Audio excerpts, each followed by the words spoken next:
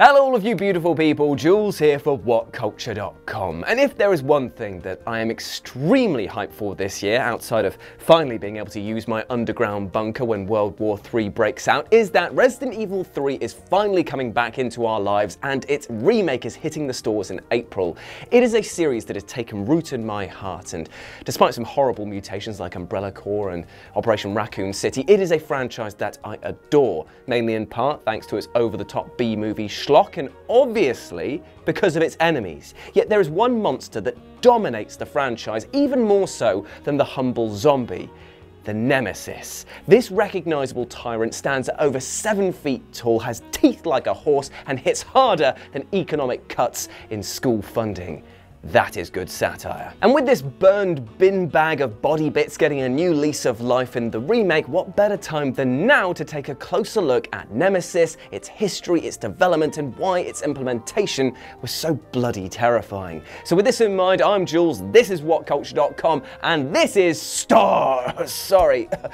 This is Resident Evil Nemesis Explained. So where better to start than with the Umbrella Corporation? This international conglomerate was founded way back in 1980 when the three initial members, Oswald E. Spencer, James Marcus, and Edward Ashford, came together to begin their concerning and very dramatic cornering of the pharmaceutical market. But the company was actually an idea that had been going on for decades prior, with Dr. Marcus becoming obsessed with an elusive plant located in West Africa that was known as the Stairway of the Sun. Now, this plant was the focal point of local indigenous people and was so ingrained into their society that they even built a kingdom of worship to the plant, supposedly because while it would kill most people who ingested it, the plant also granted a chosen few enhanced supernatural strength, speed, and intelligence.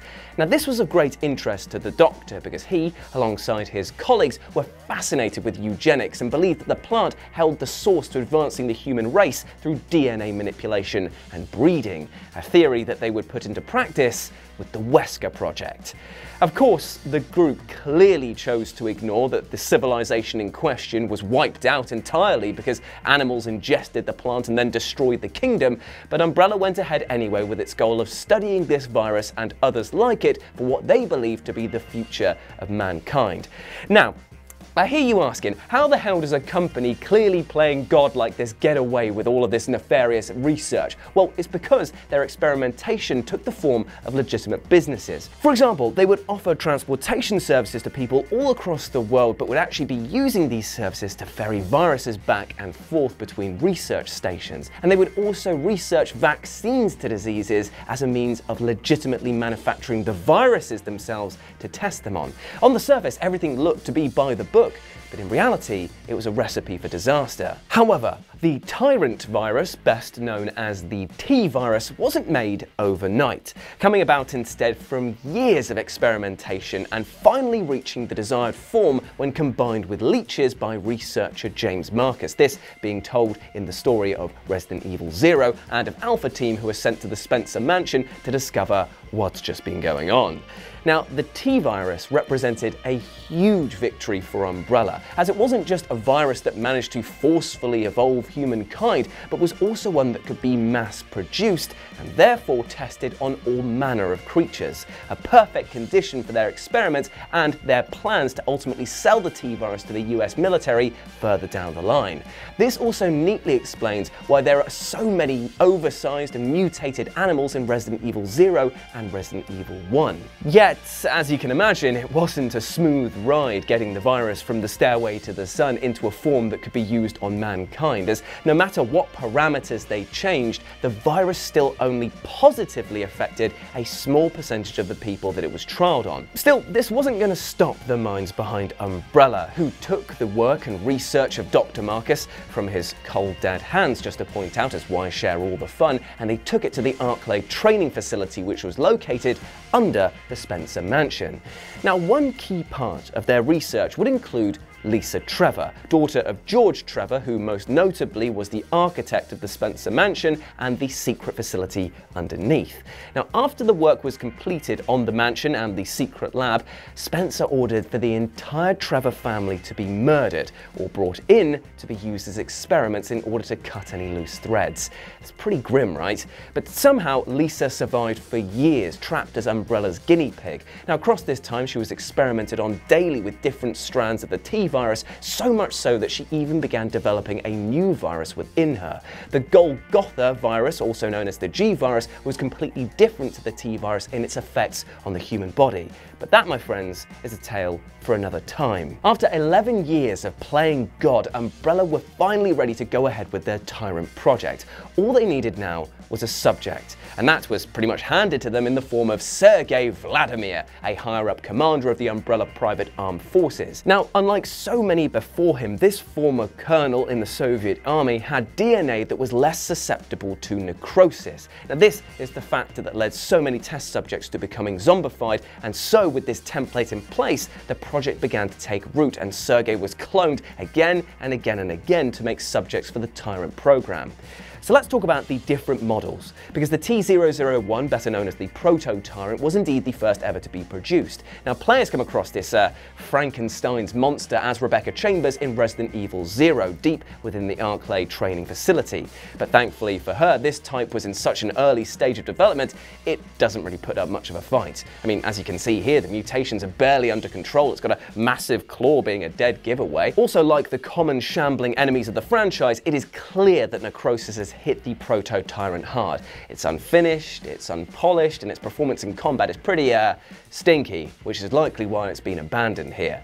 But the T-002, or T2, was a huge improvement on this model, and is shown to the player in the almighty Resident Evil 1, where notorious scenery eater and sunglass enthusiast Albert Wesker decides to unleash this hot pot of pish after revealing that he has in fact been working with Umbrella since the beginning. It is definitely a face that only a mother could love, but to Wesker, this Tyrant is a thing of beauty.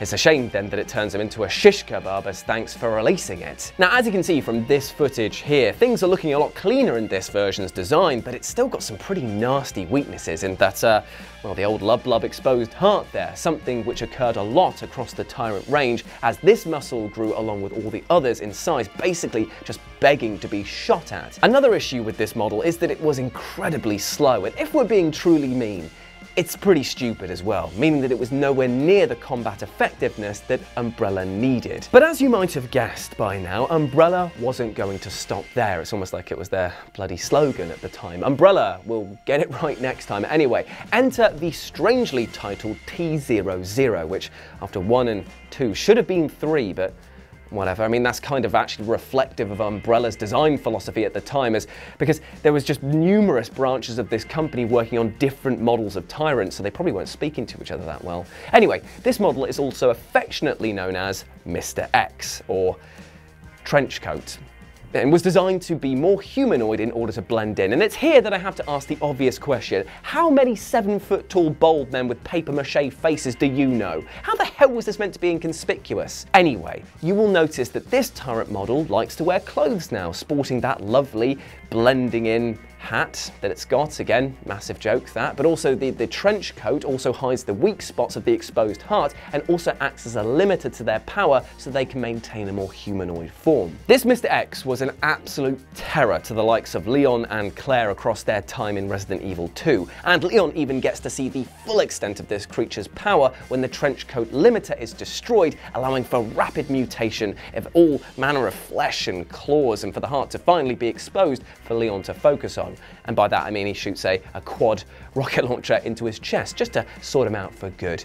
It was pretty sweet, to be fair. Poor old Mr. X, we hardly knew ye. Nor did we want to, because I want my innards to stay in. But fear not, friends, because we are finally at the stage where we can talk about everyone's favourite bacon face, the Nemesis T-type. Now, believe it or not, this model, this fascinating focal point of fear, was actually created kind of out of spite by Umbrella solely to target STAR's members. I know that the party line was that it was made to kill the team as they had witnessed all of the dodgy dealings of Umbrella since Resi 1, but if you look at the lore, Wesker and company were so pissed off about having their ultimate life form laughed at that they chose to build a specific tyrant to exact revenge. Silencing the team was also just a bonus.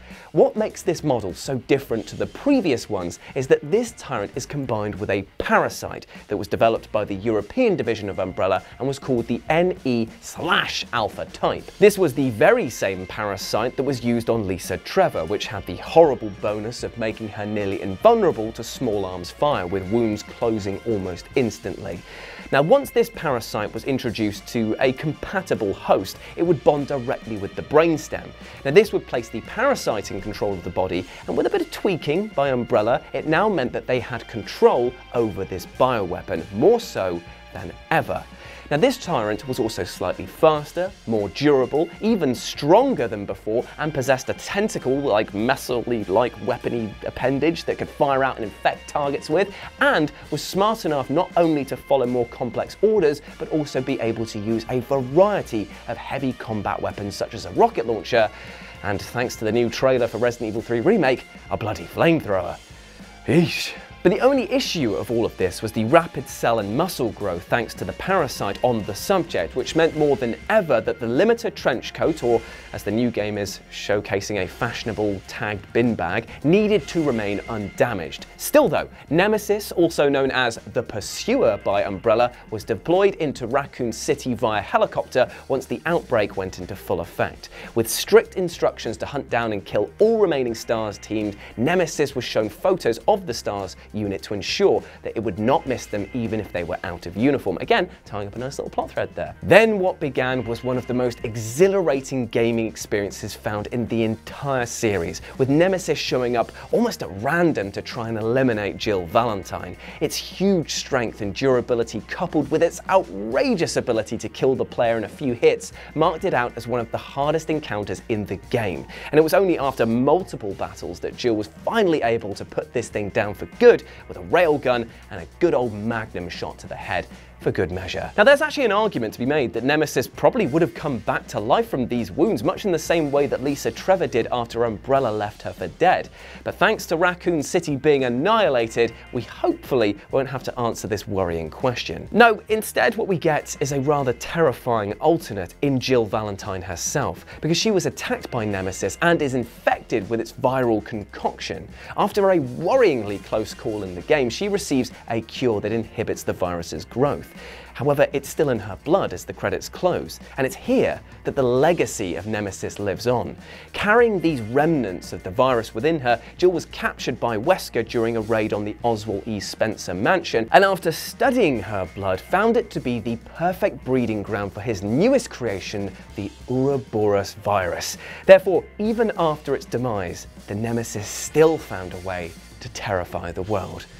Isn't that a pleasant thought? So that brings us here, to the remake that is set to launch in just a few months, where we will once again get to witness this disgusting face of fear. I, for one, cannot wait to see how the Nemesis is used, but at the same time, I'm a bit apprehensive that we don't get too much of a characterization of it, because after all, kids, lesson one of horror is that true fear is born out of what you don't know, rather than what you do. So if I find out that this Fuzzy Lumpkins over here was a mate of ours from school or something, I'll be pressing the hard pass button very quickly.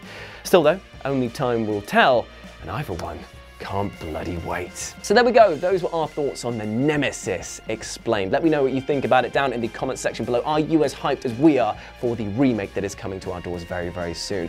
I hope so. As always, just let me know how you thought about it, and would you like to see more of these kind of editorial story things about different aspects of video games explained, because I'll be happy to accommodate. As always, I've been Jules. You can go follow me at RetroJ with a 0 over on Twitter, and as always, you absolute ledge, I hope that you have a fantastic day, whatever you are getting up to. Go out there and absolutely smash it.